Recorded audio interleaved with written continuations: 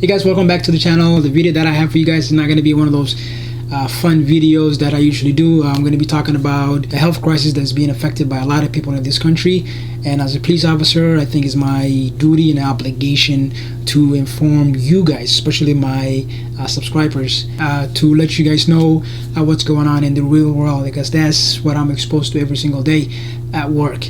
So before I get to the video, why don't we go ahead and roll that intro.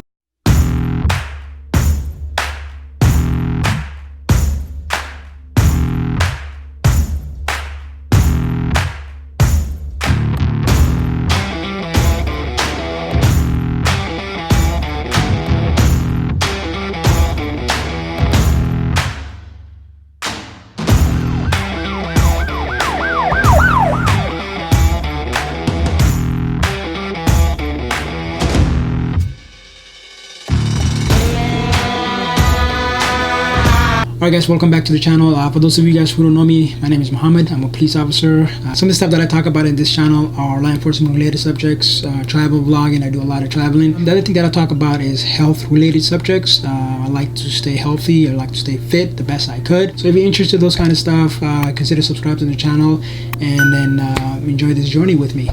The word epidemic gets used a lot these days, but it may be the case that that word is not strong enough to describe this country's recent surge in opioid addiction. Today I'm going to be talking about the opioid crisis. As a police officer, we respond to a lot of medicals, and over the last couple of years or so, we have seen an increase of people overdosing drugs, whether it's street drugs or prescription medication. So the way people get addicted to this kind of stuff are people get prescribed these medications for pain purposes. The doctors give it to them and stuff. And then later on, the pain goes away. So once the medications start being prescribed to them, one of the things they turn into is the street drugs. For example, they turn into heroin, they turn into meth, and then they turn into, all these other different drugs. The other thing they turn into is fentanyl. Fentanyl, it is so powerful. It is 80 to 100 times more powerful than morphine. So for those of you guys know, that's pretty deadly. And fentanyl, a powerful synthetic opioid, which is 50 times more potent than heroin.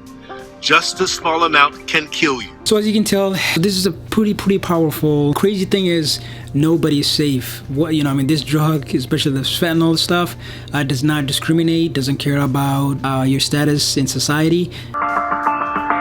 There's a true epidemic sweeping America, striking without warning. On a public bus outside of Philadelphia, on a street in Detroit. They got needles on their legs. Come on! Opioids pushing thousands of Americans to the brink of death, playing out on social media. People having to be revived, even by their own children. And the heartbreaking results, an innocent little boy dead. A 10-year-old boy is being called the youngest victim of Florida's opioid crisis. And little girls like Liliana in New Hampshire. He was driving on the bus and he got unconscious. And how come? What did he do?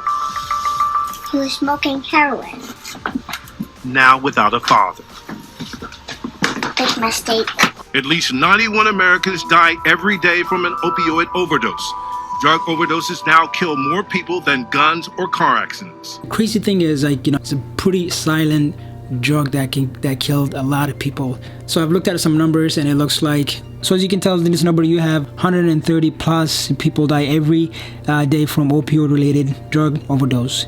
And also you have about 10.3 million people misuse prescription opioid drugs. In the nationwide death, you have close to 50,000 people die a year for overdose opioid. So as you guys can tell, this is some serious stuff. This is being affected by normal people. In terms of the safety of first responders, we're not safe at all, because we're the first ones who are making contact individuals who are overdosing fentanyl and all these different drugs, and sometimes we don't know. You have to give some sort of aid to people, and if you don't know what you're getting into it, you can be exposed to you can be exposed to this stuff. If you really think this didn't happen, check this video out quick. All right, keep your hands there. You all right? I know what I'm doing, Charles. It's all right. We'll get your shoes in a minute. I want you to step out real quick, or I'm going to take your hand. I'm going to handcuff you. Straight to the front, straight to the front, straight to the front, straight to the front. You're fine. Thank you. Is this the first time you've ever been caught? This is the first time I've ever gotten, I swear to you. I'm sorry to 24. 151, send us a 24 hospital overdose. You okay? You alright?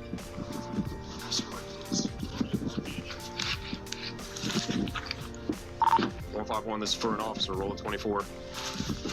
What is that? What is that you have? Where? I have nothing. No. In the car, what is that? She called it Icer. I swear to God, that's what she called it. Fentanyl in it? Not that I know of. Okay, well, we have an officer having an effect right now.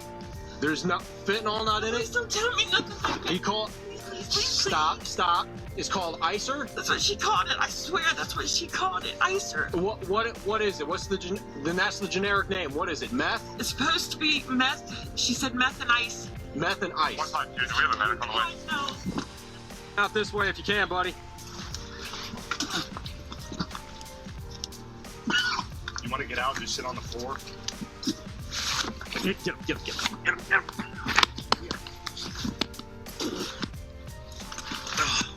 Glove. Give me another glove. Here's your first hit. Here. Okay. Give me another glove. Getting him out. You're all right. Calm down. Help's on the way, buddy. As you can tell, nobody's safe, whether you're in the public safety field or you're just a regular individual that's just out and about. These drugs don't discriminate anybody. It does not discriminate, age. It does not discriminate gender. It doesn't care what you look like or who you are or your status in life. It's pretty sad that somebody that went to the hospital to get prescribed for pain medication, and then also now they're addicted to this medication. Now they turn into street drugs, and then all of a sudden this person, their life are changed. Not only their lives but also their family members' life, because nobody signs up to be addict. This is really this is an epidemic. And we need to put a lot of thoughts into this. This can be affected by one of your family members, and this is very, very serious situation that we got our hands on. I hope we find a long-term solution to this issue. I know this is not overnight fix, so what is the solution? One of the steps that people can take is that if you think you have a family member who's addicted to opioid or prescription drugs or street drugs, if you're around those people, make sure you buy some sort of a lock and hide those medication. I can guarantee you those medications are going to be disappearing slowly. So I would suggest people to put those medications in secured location. And the other thing. And then once you realize that you don't need these medications anymore, or they're just sitting around, don't let them sit around. Throw them. Dispose them. There's a lot of drop-off locations where you can take the medications, and they will. These locations can happily take those drugs from you. That's pretty much common sense, small steps that you can take. But we need a long-term solution to this, because we are literally creating generations that are going to be addicted to pain medications. And I know politics are involved as well, but at the same time, human lives are at stake. We got to put politics to the side sometimes and figure out life-saving situation. Figure out how can we save lives and care for people.